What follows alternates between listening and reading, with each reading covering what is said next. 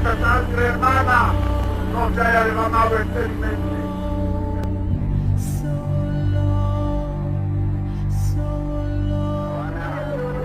Una amenaza latente, un miedo, tal vez, el de los francotiradores que apunten hacia la columna. No soy parte del problema, no soy usted. Nunca sería ministro. El general García Meza no es un cobarde, y eso lo saben todos.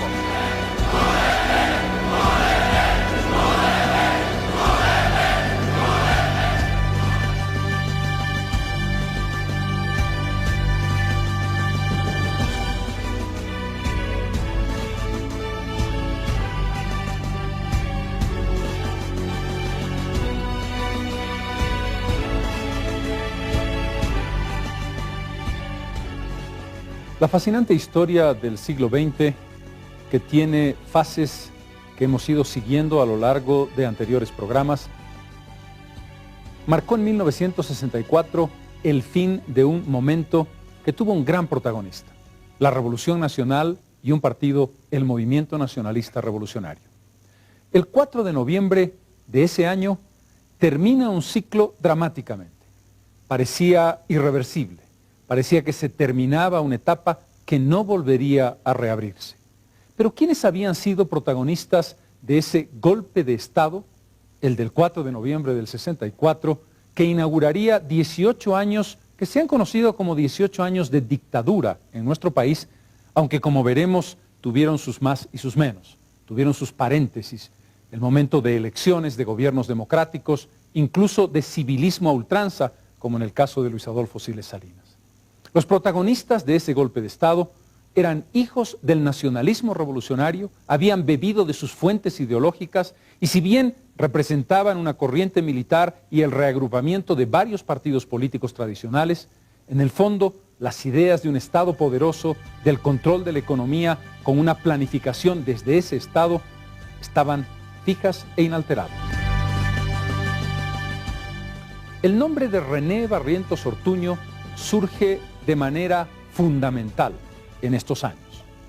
Quien había nacido en Tarata y había comenzado en un convento, se convertiría en la figura fuerte de Bolivia durante media década.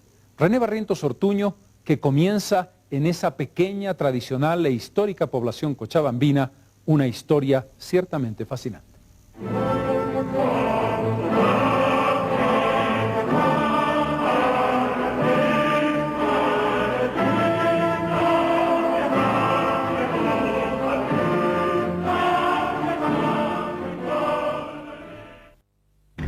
La injusticia social, la angustia del habitante boliviano y el atraso de la nación son consecuencia de muchas decenas de años de imprevisión, de explotación, de discordias, de anarquía y demagogia que durante el pasado alentaron los regímenes políticos imperantes.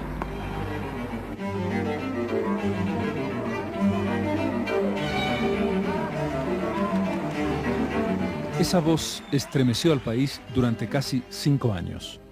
Es la voz del general René Barrientos Ortuño. Nacido en Tarata, un pueblo cuya historia está íntimamente ligada a la historia del propio país, Bolivia, un 30 de mayo de 1919. Barrientos, lo dicen quienes lo conocieron, quiso desde siempre un lugar especial en la historia y en el poder, y ciertamente lo consiguió. En una casa republicana de hermosos balcones de hierro forjado como otras muchas de esta ciudad, hoy venida a menos, nació René Barrientos, hijo de don César Barrientos y doña Ercilia Ortuño. Barrientos, niño, como otros muchos, pasa los años junto a amigos a los que no olvidaría, pero lo fundamental de Tarata para Barrientos está en un convento. Se llama San José de Tarata. Lo rigen los franciscanos. Allí estuvo un par de años, incluso vistiendo el hábito.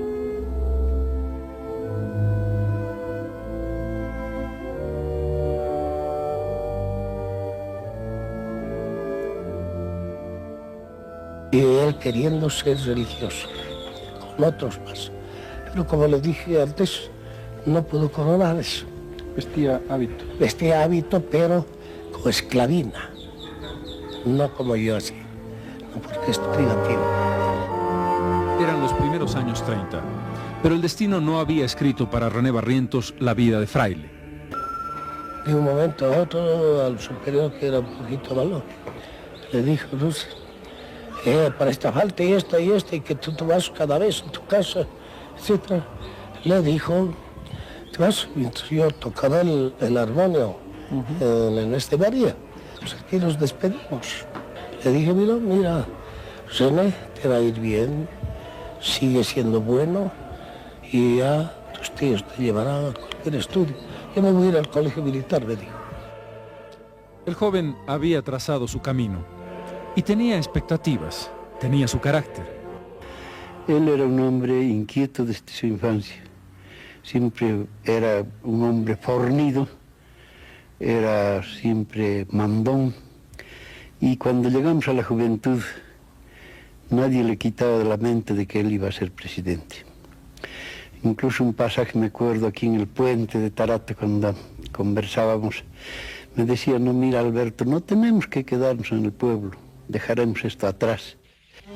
Ciertamente, el hermoso pueblo de Tarata le quedaba chico al futuro general. Quería ser presidente. En Tarata no lo iba a poder conseguir. En las cartas que le escribía al amigo, el joven René le contaba sus experiencias en La Paz, sus ilusiones hacia el futuro y, por supuesto, las confidencias íntimas y las preguntas sobre tal chica o tal otra, sobre aquella novia que quedó esperando en Tarata. Barrientos fue siempre, desde muy joven, un mujeriego empedernido. No lo dejó de ser hasta el día de su muerte. Las mujeres formaron parte esencial de la vida turbulenta de este hombre apasionado en todo, también en eso. Pero, ¿cómo era el carácter de Barrientos? Por lo menos sepamos cómo lo miraban quienes estuvieron cerca de él en diferentes etapas de su vida, desde la juventud hasta poco antes de su muerte. De carácter bueno, pero sí muy enérgico, como que había nacido para ser militar. Era buen amigo, pero era de un carácter fuerte. Incluso aquí en nuestras andanzas de chiquillos teníamos canchas donde jugábamos con pelota de trapo. Y era el mandón, sí nadie lo paraba a él. Porque el general Barrientos era muy difícil de aceptar un error en ese momento. Pero tenía la nobleza suficiente para que después de unas horas, alguna vez mediodía, lo llamara y le diría, bueno, esto tienes razón. Era un hombre muy disciplinado, trabajador, de una entereza muy especial. Era íntegro en su forma de ser. No tenía esos meandros espirituales que muchas veces son los que dan a un hombre una sinuosidad en su manera de ser. Al contrario. Era excesivamente absorbente, monopolizador, no dejaba salir nada de sus manos y arrinconó a la vicepresidencia y dominó en gran medida al Parlamento. Qué decirte, ir al campo, muchas veces nos llevaba a pasear en su avión, me sentaba en sus faldas, me hacía pilotear el avión, como cualquier padre con su hija, pero súper cariñoso. Ese era Barrientos, todos coinciden. Enérgico, mandón, decía el amigo de la infancia. Un hombre seguro de sí mismo, absorbente y excluyente a la hora de la administración del poder. Quizás algo rudo. ¿Quién lo sabe? Hoy todos recuerdan al hombre en la perspectiva del mito.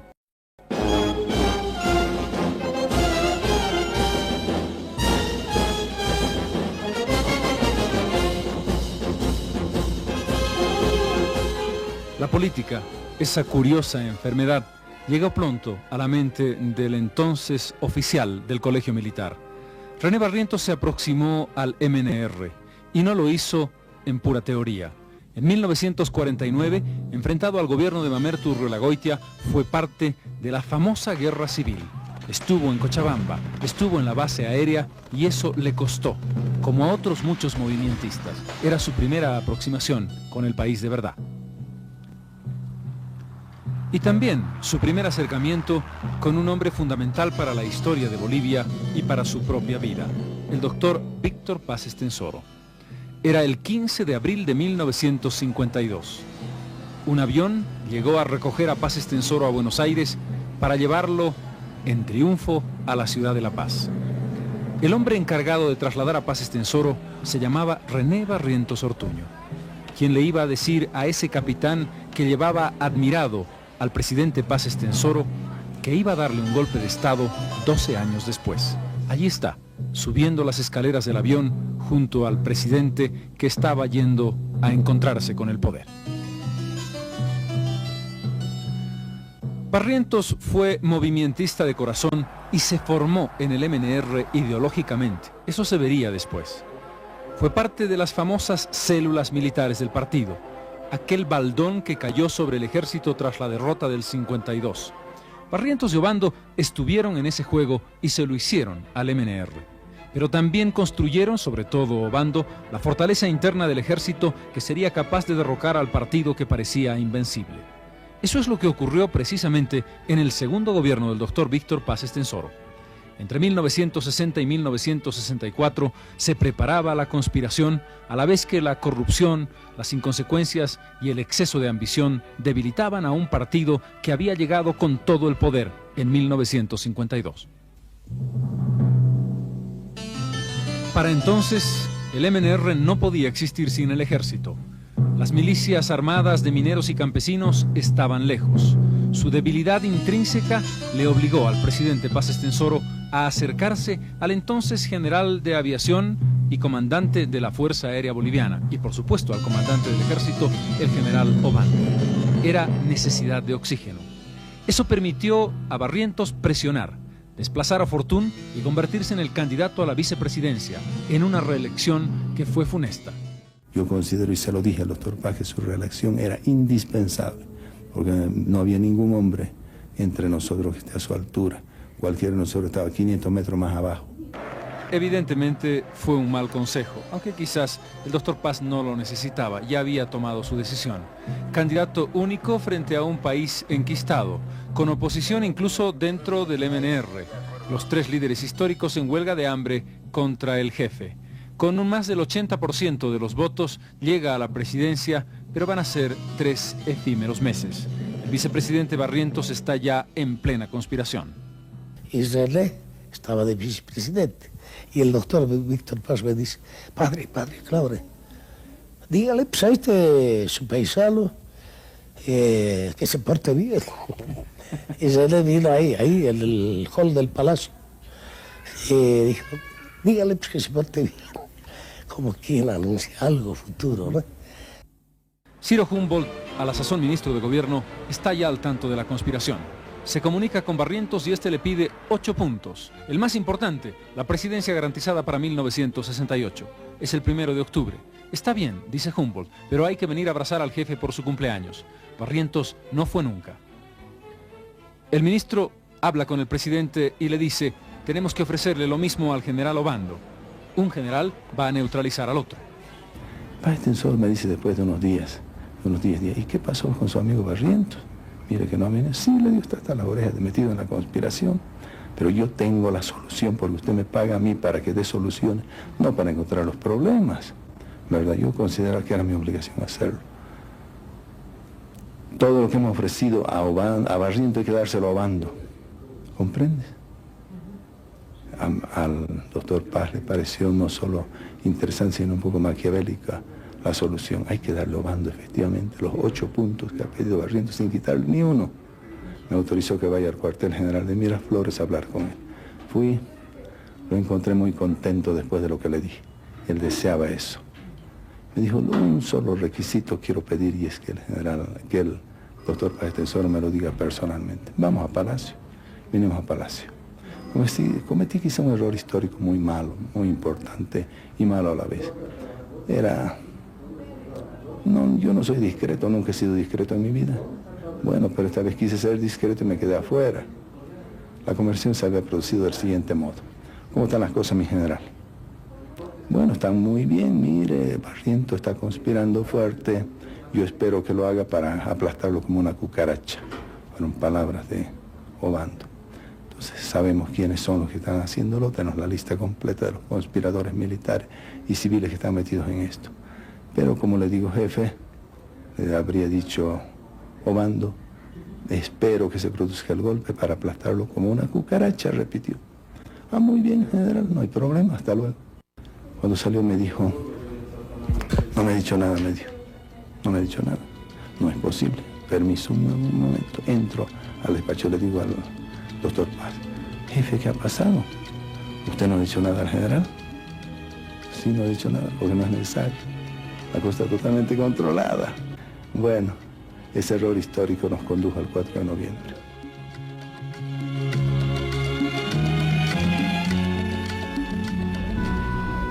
El convento no era el lugar de René Barrientos. Me voy a ir al colegio militar. Le dice a su condiscípulo que seguiría como fraile durante tantos años en ese claustro, bellísimo por cierto, del convento de Tarata. Barrientos ha decidido no solamente la carrera militar, sino ser parte del destino de este país. Y ha decidido sin saberlo que va a confrontar algunas de las crisis más importantes de Bolivia y el momento en el que el país tuvo mayor significación mundial, cuando la confrontación entre el gobierno boliviano y la guerrilla de Ernesto Che Guevara. Todo eso, que probablemente el joven que salía de Tarata no intuía, sería parte de la historia que él escogió.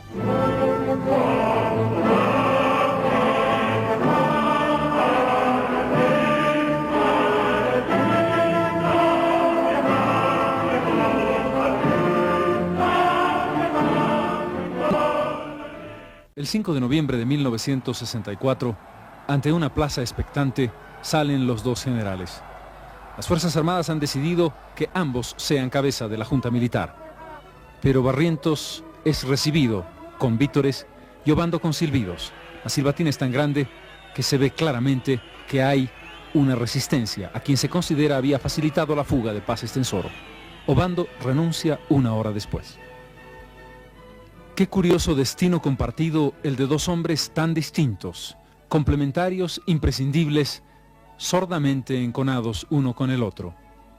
Durante muchos años compartieron la vida política, personal, y el país compartió su futuro en función de estos dos hombres. A tal punto había un destino de siameses que el 26 de mayo de 1965 se crea la copresidencia, sin precedentes en América y el mundo. Barrientos y Obando eran presidentes a la vez.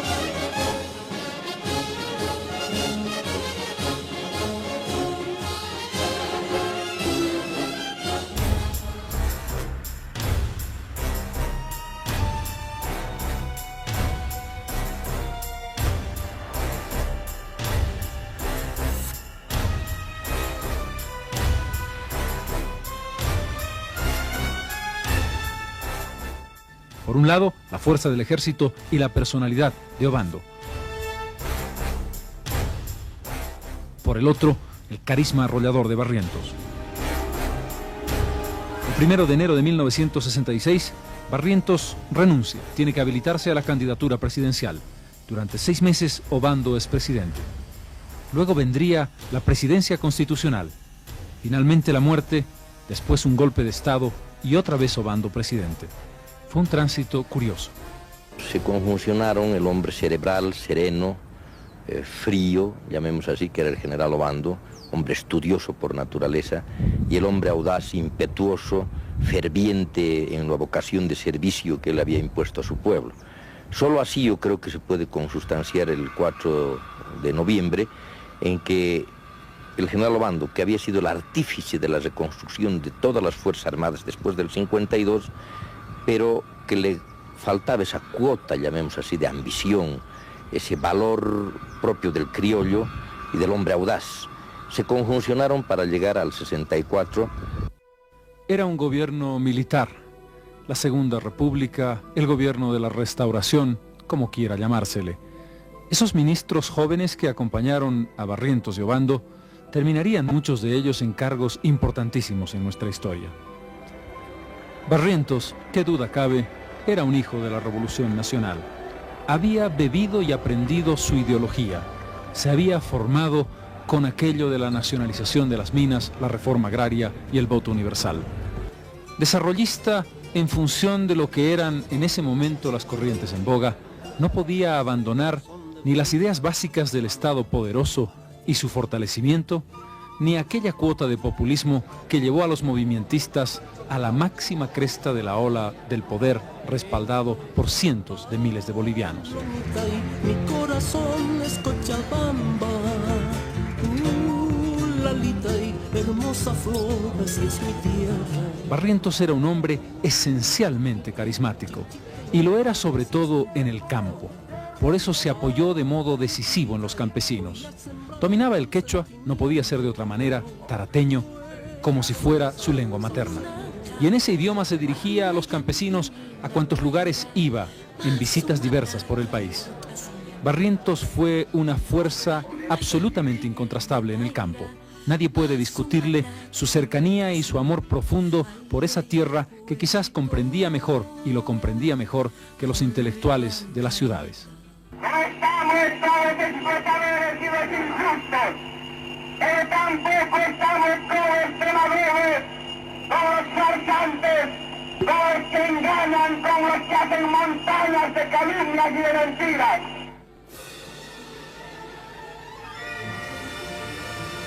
Era por tanto un hombre sin contraste posible. Su fuerza personal de vendaval lo arrastraba todo. Las Fuerzas Armadas, los civiles. Creó entonces el Frente de la Revolución Boliviana, FRB, con sus propias iniciales, René Barrientos. Allí estaban alineados sectores de la Vieja Rosca, el PIR. Lo habían apoyado incluso Hernán Siles Suazo, Juan Lechino Quendo, Walter Guevara Arce. La ruptura vino muy pronto en los dos primeros. Guevara lo apoyó por mucho tiempo todavía. Pequeños partidos sin destino, en fin, un conglomerado capaz de hacer una fuerza política que llegaría a las elecciones ciertamente con muchas posibilidades de éxito. Allí estaba, junto a él en la fórmula, un joven abogado. Se dio el caso de dos personalidades totalmente distintas, con formaciones muy marcadamente diferentes, una civil, la otra militar. La militar que inclina un poco al autoritarismo, al centralismo, y la civil con la adición mía de los destierros, etcétera, que me inclinaba más hacia el cumplimiento de la ley, la solidaridad. Proscritos Paz Estenssoro y Siles Suazo, el triunfo fue muy sencillo. Barrientos ganó con el 61% de los votos. Estaba en segundo lugar don Bernardino Bilbao Rioja, héroe de la Guerra del Chaco, representando a Falange Socialista Boliviana. Comenzaba un tiempo de una nueva hegemonía política.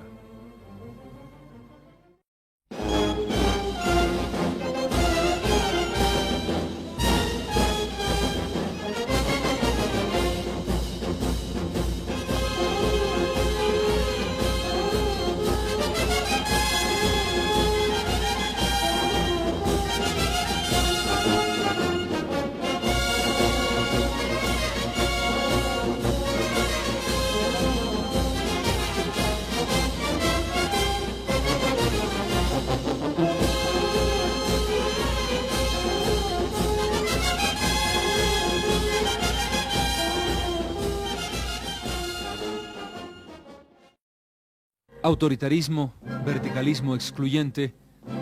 Se olvida, cuando se habla de estos 18 años, que hubo un periodo constitucional entre 1966 y 1969. La prueba más fehaciente de ello fue la aprobación el 2 de febrero de 1967 de la nueva Constitución Política del Estado. Ese Congreso, presidido por el vicepresidente Luis Adolfo Siles Salinas, estableció una nueva constitución con principios que reconocían las conquistas y logros sociales de 1952, la consolidación de un concepto de un Estado sólido y poderoso, los derechos y las garantías personales que la Constitución y por supuesto el sistema democrático consideran en respeto fundamental.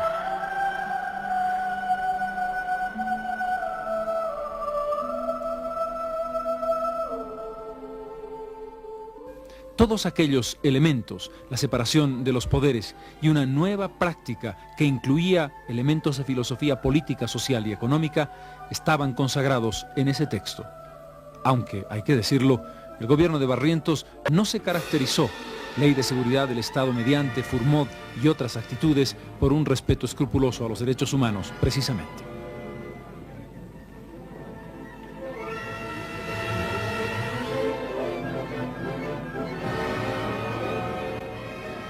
En esa personalidad contradictoria había un punto central: los campesinos, la base de toda su fuerza, de su credibilidad, de la incontrastable posición que el país le reconocía.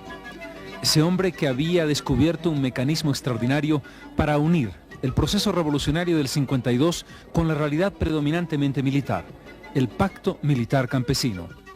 Posible porque él era un hombre creíble entre los campesinos.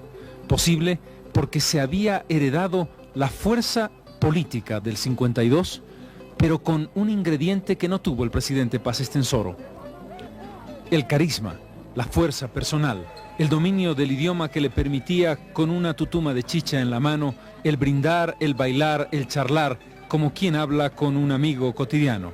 Aquellos hombres sencillos que recibían las visitas en uno y otro y otro y otro lugar del país, que quizás nunca habían visto antes un presidente y que quizás nunca más lo volverían a ver en su vida, encontraban una realidad diversa. No era difícil. Prebendalismo, pequeños regalos, pelotas de fútbol, camisetas, dinero, eran suficientes para establecer un vínculo que por entonces era la cooptación y la captura para el futuro voto, que por cierto nunca llegó. Yo creo que es el que más se ha dedicado a la cuestión campesina, ¿no? Eso es indiscutible.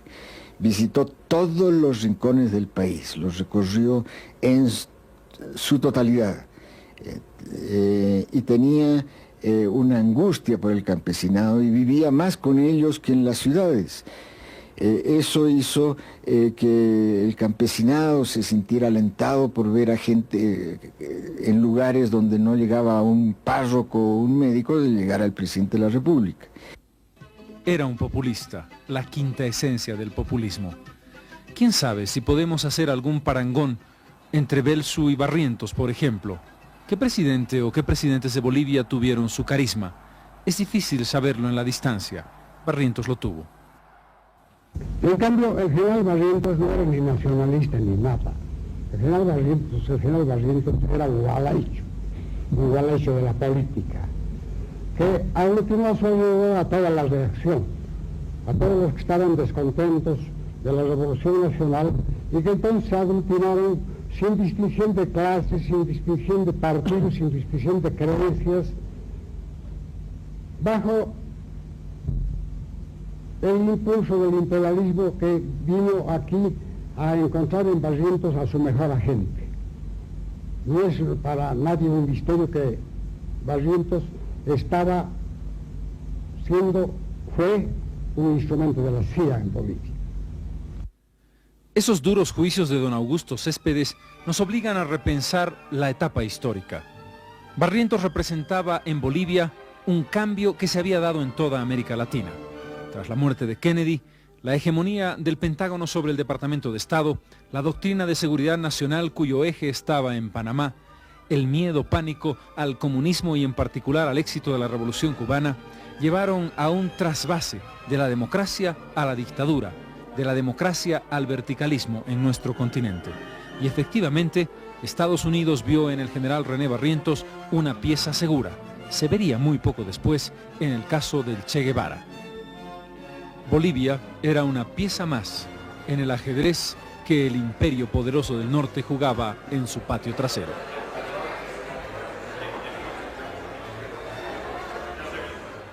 Si la relación de René Barrientos Ortuño con los campesinos fue prácticamente idílica, su relación con el mundo obrero y proletario fue ciertamente traumática.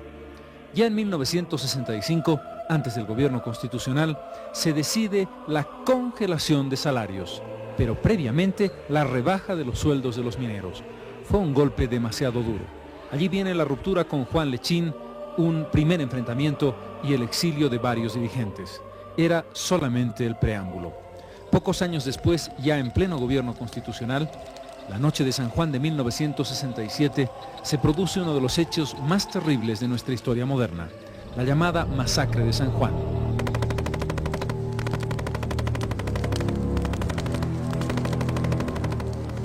La excusa, un intento subversivo, un intento de apoyo a Ernesto Che Guevara, una mita para el mítico guerrillero. El resultado, más de 24 muertos y decenas de heridos. Las justificaciones, ciertamente ninguna.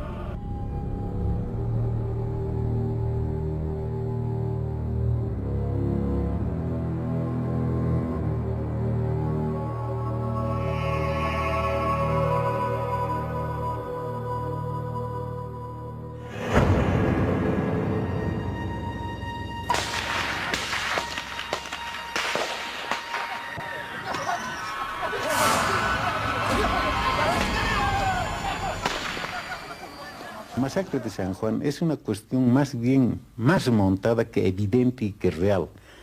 Yo no puedo negar, nadie puede negar de que el ejército se vio en la necesidad de ingresar a las minas porque era un hecho seguro de que los mineros iban a reaccionar a favor del Che Guevara, porque fue entonces el asunto de la masacre de San Juan.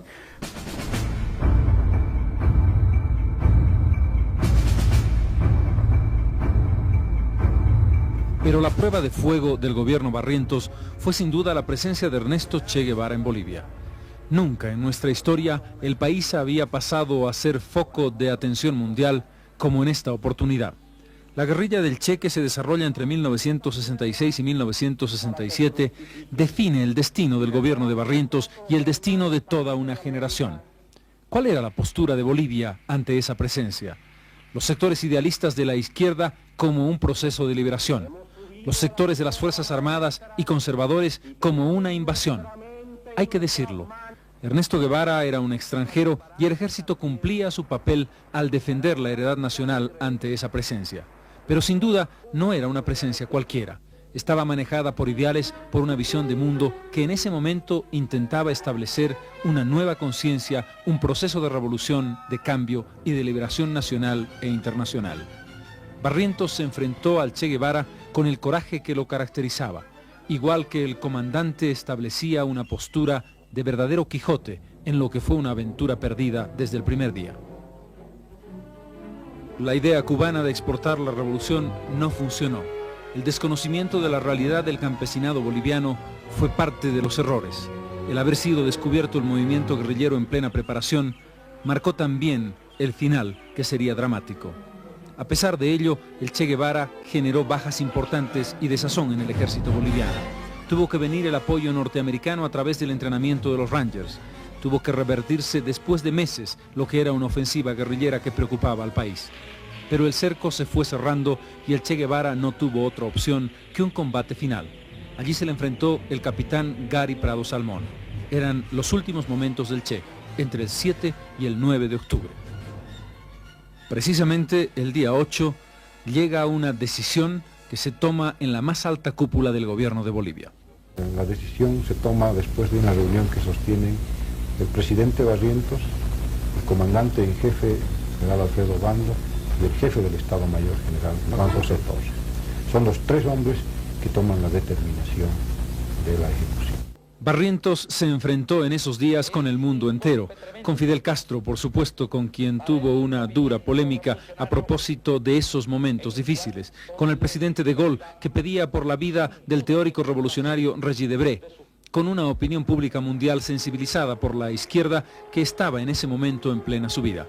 El ejército boliviano, sin embargo, obtuvo un éxito incuestionable.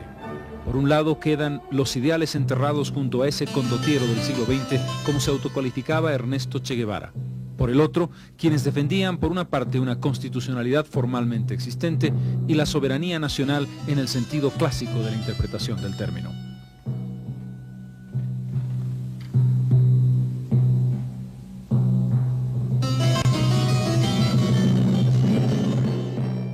If the governments are going to be justice, I don't think we'll have any guerrillas, but especially not only depends on Castro, depends more than Castro from ourselves. We have to be very in hurry, not to permit the people to be so poor.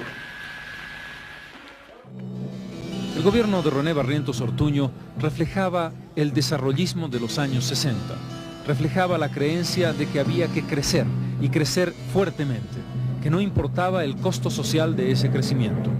Las ideas cepalinas habían calado hondamente.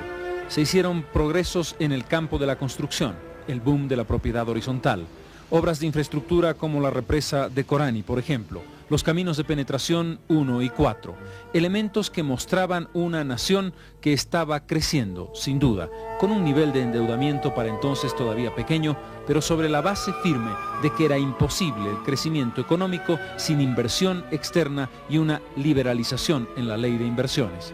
Se seguía, en definitiva, el modelo del último gobierno de Víctor Paz Estenssoro. El presidente Barrientos, que fue muchas veces implacable con sus enemigos, con quienes intentaron darle golpes de Estado, con los opositores, con los sectores más populares, que creó grupos de represión que funcionaron, si no con la virulencia del control político, con una acción implacable permanentemente, que exiló, que desterró, que apresó, tenía también la posibilidad de discursos de este carácter. La injusticia social, la angustia del habitante boliviano y el atraso de la nación son consecuencia de muchas decenas de años de imprevisión, de explotación, de discordias, de anarquía y demagogia que durante el pasado alentaron los regímenes políticos imperantes, los partidos despechados y los instigadores del odio y del desacato. Si cae este gobierno, ¿cuál sería la alternativa?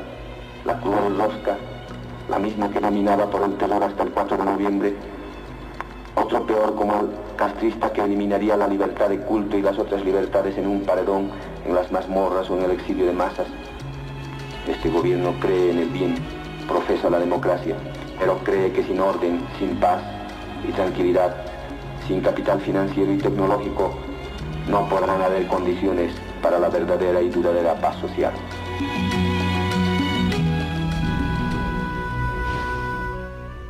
El presidente Barrientos tenía debilidad por los discursos inflamados, llenos de adjetivos, de acusaciones y de admoniciones. Era un hombre profundamente comprometido con lo que hacía y totalmente enamorado del poder. Hay quien dice que si hubiese sobrevivido más tiempo, las inclinaciones a la dictadura franca hubiesen sido mayores que la formalidad democrática. Esas son especulaciones. Barrientos dejó en su gobierno un conjunto de elementos de herencia que no podemos olvidar. Una democracia que en el fondo fue autoritarismo. La confrontación exitosa frente a un guerrillero que en la historia dominó como mito el imaginario de Bolivia y el imaginario continental. Hoy, por supuesto, Barrientos es una figura que se ha ido diluyendo en el tiempo, pero que tuvo una personalidad dominante y que marcó el fin y el comienzo de una etapa histórica que no salió nunca del concepto de nacionalismo.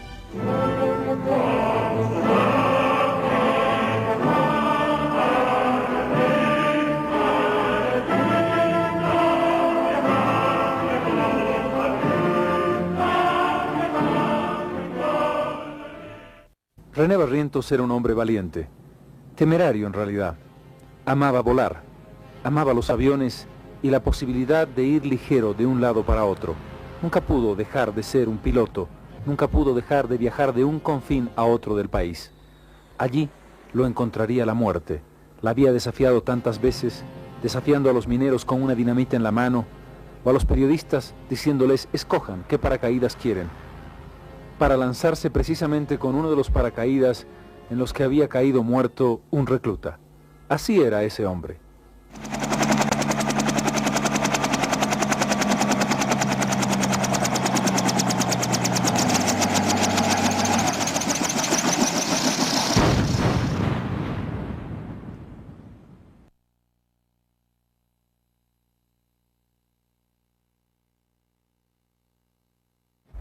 Aquí, en el lecho de este río, en un valle bastante amplio, a solo 1,5 kilómetros de Arque, terminó la vida del presidente Barrientos.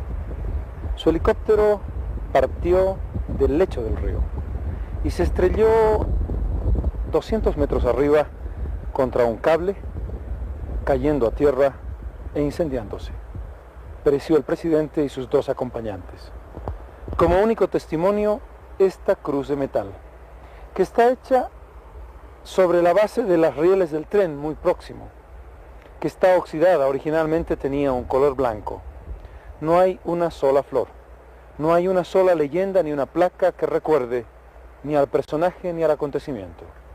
Fue el 27 de abril de 1969. Arque es un pequeño pueblo, bucólico, con hermosos y gigantescos árboles, con una población tranquila que se vio alborotada esa mañana con la llegada del helicóptero que había hecho tantos viajes. Este fue su último viaje, el que llevó a Barrientos a la eternidad.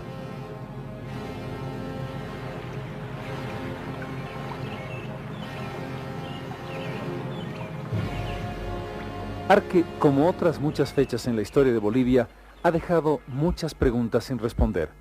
¿Fue un accidente? ¿Fue un atentado? Es difícil saberlo. El tiempo no ha resuelto la incógnita. Entre las posibilidades está la de que fuera un atentado. Se mencionó una conspiración que incluso llegaba al interés del general Obando. Se mencionó un ejecutor, el entonces oficial Faustino Rico Toro. Empieza ya una especie de conjura política para crear este sentimiento de que hubiera sido el general Obando, de que hubiera sido su instrumento más lógico y más cercano, que era yo, por querer ser su ayudante, y porque inventaron una serie de tramoyas inclusive donde habían faldas por medio que indudablemente yo desestimé. Ya las acusaciones se hicieron públicas, hubo un súbdito extranjero que hizo las acusaciones en forma frontal, y de allí yo vine a presentarme.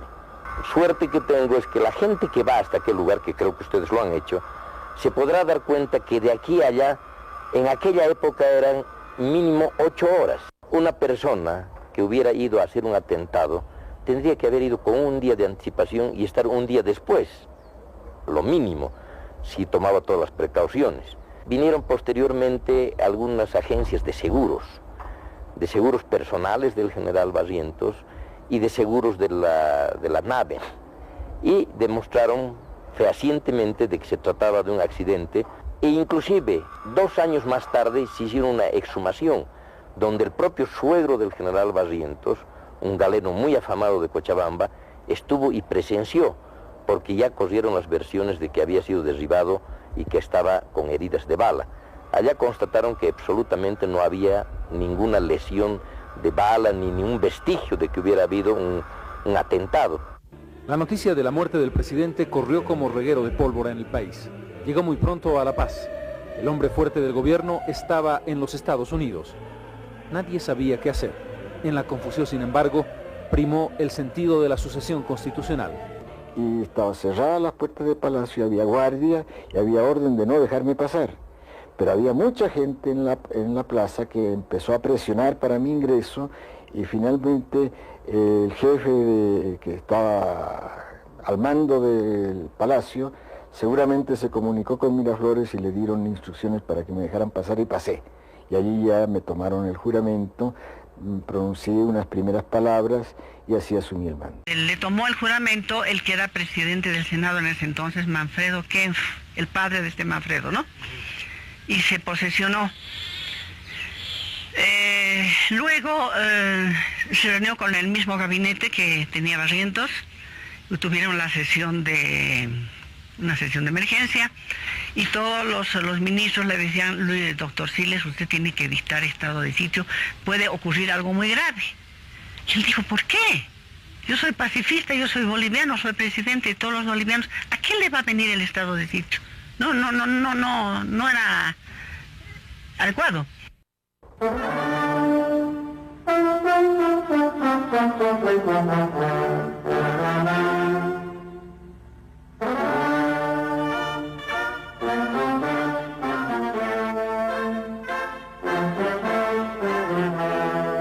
Muy pocas veces, Quizás nunca en la historia de Bolivia la muerte de un presidente había causado tanto estupor, tanta pena y tanto fervor popular.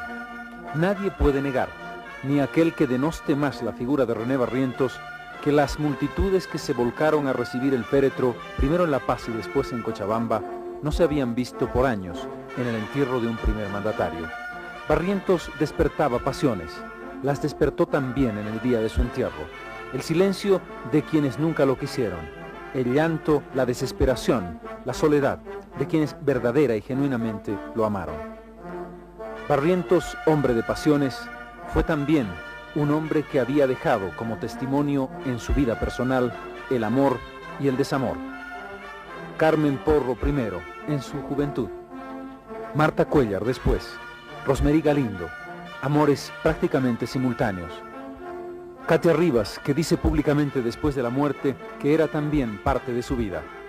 10 hijos dejó el general Barrientos y más de 50 adoptados. La presencia y el testimonio emocional tuvo mucho que ver en su vida. Su generosidad, me acuerdo mucho que él se acordaba siempre del nombre de las personas, o sea, en una reunión muy grande donde conocí un montón de gente, por ahí se acordaba que alguien le había pedido un favor, que tenía un problema, cualquier cosa, se acordaba del nombre y del problema que esa persona tenía, como si lo hubiera visto siempre, ¿no? ¿Cómo te llamaba? Gorda.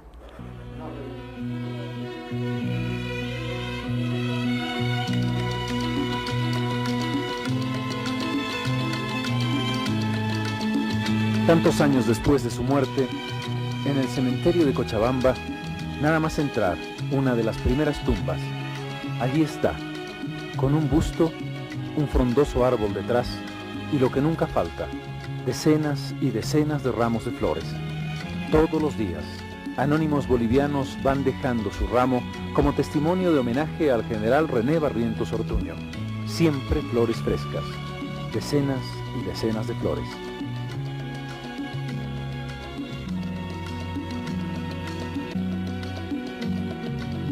Barrientos fue, como todos, un hombre de carne y hueso, con sus más y sus menos, turbulento, contradictorio, apasionado, justo muchas veces, injusto muchas otras. No fue, como hubiese querido don Fernando Díez de Medina, ese hombre casi estatua, un mito, un recuerdo, algo perfecto. Ciertamente no. René Barrientos Ortuño reflejaba la patria contradictoria. Había venido del nacionalismo revolucionario y devino en un populismo muy particular. Amó a los campesinos y tuvo un serio encono con los obreros y los mineros. Dejó muchos recuerdos. Barrientos es una página de nuestra historia, la mezcla del autoritarismo, de la dictadura y la democracia. Fue todas esas cosas contradictorias de las que habla René Zabaleta en su interpretación de nuestra historia contemporánea. Ese es el hombre al que hemos querido acercarnos. Simplemente eso, un hombre de carne y hueso.